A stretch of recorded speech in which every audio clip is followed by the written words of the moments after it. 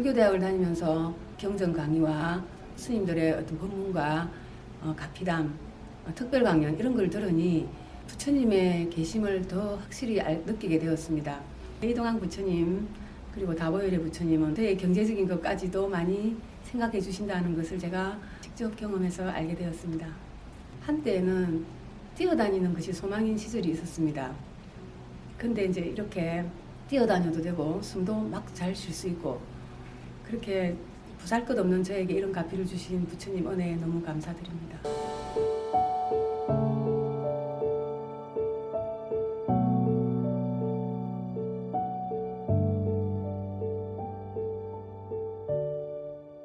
저는 본명은 보타련이고 이름은 조일학입니다. 저는 문화재 수리 기능자 7148호로 법당의 후불탱화와 영정 등을 제작하는 작가로 활동하고 있습니다.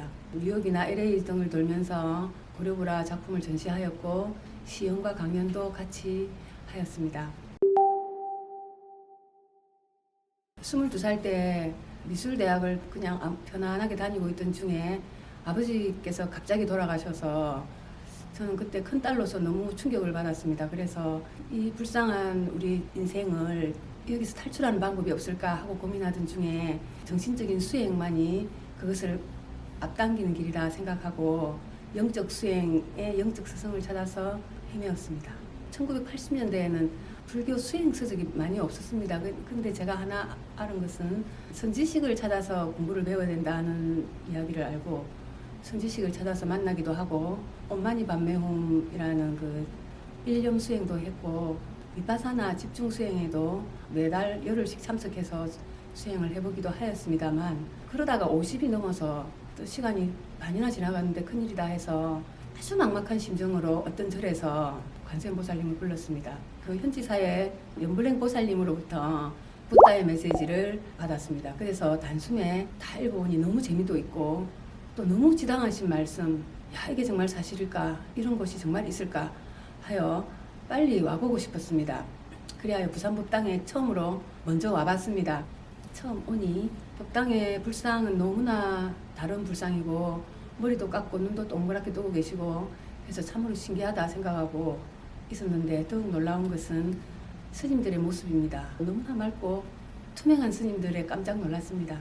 부산 첫 법회가 2013년 11월 7일에 있었는데 그날 저는 이제 새내기 신도로서 제일 앞줄에 앉아서 두근거리는 마음으로 큰 스님을 기다렸습니다. 딱 입장을 하시는데 그 자태가 너무나 고고하고 너무나 거룩하여서 그냥 단지 걸어 들어오시는 모습에서 너무 큰 가슴 벅찬 감동을 받았습니다. 그래서 그날 금강경 봉독을 하는 내내 저는 많은 눈물을 흘려서 금강경이 다 눈물에 젖을 정도로 금강경이 다 좀 적셔졌습니다. 그래서 그날의 감동은 지금도 너무 생생하고 큰 스님을 본 모습은 잊을 수가 없습니다. 오랫동안의 그 수건이었던 문화재 수리 기능자 첫 시험이 문화재청에서 실시되었는데 정말 그 떨어질 정도로 제가 준비를 많이 못하고 엉뚱한 준비를 해가서 엉뚱하게 답을 그 시험을 치고 있었는데 갑자기 제가 관세음보살님 연부를 하면서 손이 보이지 않을 정도의 속도로 해서 시간 내에 완성하여서 첫 시험의 문화재 수리 기능자 자격증을 받게 되었습니다. 25년 정도 전에 서양 화가로서 활동하며 수월간음도라는 그 고려불화 작품을 우연히 책으로 봤습니다. 그런데 그날부터 상사병에 걸린 듯이 그분의 모습이 떠나지 않고 계속 머리에 맴돌아서 저분을 한번 그려보고 싶다는 생각이 올라왔습니다. 근데 재료와 기법이 너무 달라서 감히 엄두를 못 내고 금생에는 뭐 안 되겠다. 다음 생에라도 또 태어난다면 반드시 불화 전공을 해서 저분을 꼭 한번 그리는 그러한 일을 해야 되겠다고 생각하고 접고 있었는데 운명은 점점 관세음보살님을 그리는 쪽으로 일이 펼쳐지고 있었습니다. 3년 후에 제가 불화 전공 대학원에 진학하여서 붓을 들고 그림을 그리고 있었습니다. 참 신기한 일이라고 생각합니다. 한 15년간 연말을 많이 하는 생활을 하고 이제 졸업하고 문화재 수리 연구소에 객원연구원으로 취직을 해서 그 문화재 유물 처리당 뭐 보존 작업 이런 걸 좀 돕고 있었는데 큰 어떤 사고가 나서 거기 도저히 있을 수가 없을 지경이 되어서 그래서 참 막막하고 이랬던 차에 현지사에 기이하고 한 1년쯤 지나니까 2015년부터 외국에 소개되기 시작하였습니다. 저는 그 전까지는 세상에 그림도 저도 세상에 나올 수가 없이 계속 저를 맴돌면서 어떻게 살아야 할지 좀 막막하고 많은 것이 장애가 너무 많았습니다. 건강도 그렇고 어떤 때는 그냥 부처님 저를 좀 빨리 몸 바꾸게 해주세요 하는 기도까지 할 정도로 건강은 굉장히 위협을 받았습니다. 그랬는데 제가 이제 현지사를 만나 많이 좋아지고 2015년부터는 두 해마다 한 번씩 미국 초청 전시를 하게 되어서 제가 이제 기법도 소개하고 그 개인전도 하고 뭐 홍보도 하는 이런 일을 하게 되었습니다.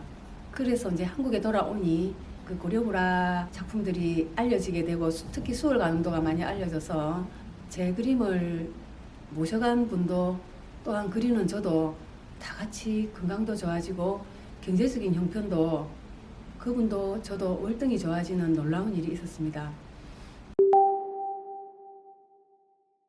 6월에 심한 독감을 앓고 난 뒤부터 독감의 후유증인지 저는 갑자기 호흡곤란이 너무 심해져서 걷지도 못하고 심지어는 피를 토하기까지 하면서 아주 힘든 조심하는 나날을 보내던 중에 1월 1일 날 약사일의 부처님 공양을 올리고 싶어졌습니다. 그래서 공양 신청하는 전화를 해서 제가 호흡기가 이렇게 안 좋습니다 하고 말씀을 드리고 전화를 끊는 그 순간 숨이 뻥 하고 뚫리듯이 숨쉬기가 너무 편해지고 제 몸과 마음이 가벼워졌습니다. 참 이상하다 하면서 이제 약사 성전에 가서 공양을 올리고 내려오는 길은 발걸음이 너무 가볍다 못해 저는 휴게소에서 막 뛰어다니는 저를 보았습니다. 한때는 뛰어다니는 것이 소망인 시절이 있었습니다. 근데 이제 이렇게 뛰어다녀도 되고 숨도 막 잘 쉴 수 있고 그렇게 보잘것없는 저에게 이런 가피를 주신 부처님 은혜에 너무 감사드립니다. 부산 근교의 지역에 살고 있었는데 너무 멀기도 하고 불편해서 좀 절 근처에 살고 싶다 하는 그런 희망을 가졌습니다. 그 해이동안 부처님과 다보열의 부처님 공양을 올리고 절 근처에 아주 좋은 공기도 좋고 대도시에 인접하고 제가 너무 마음에 드는 그러한 작업실을 구하게 되었고 지금은 또 새로운 제 따로 거처를 하나 더 부산에 마련하게 되는 그러한 좋은 일이 생겼습니다. 해이동안 부처님 그리고 다보열의 부처님은 저의 경제적인 것까지도 많이 생각해 주신다는 것을 제가 직접 경험해서 알게 되었습니다.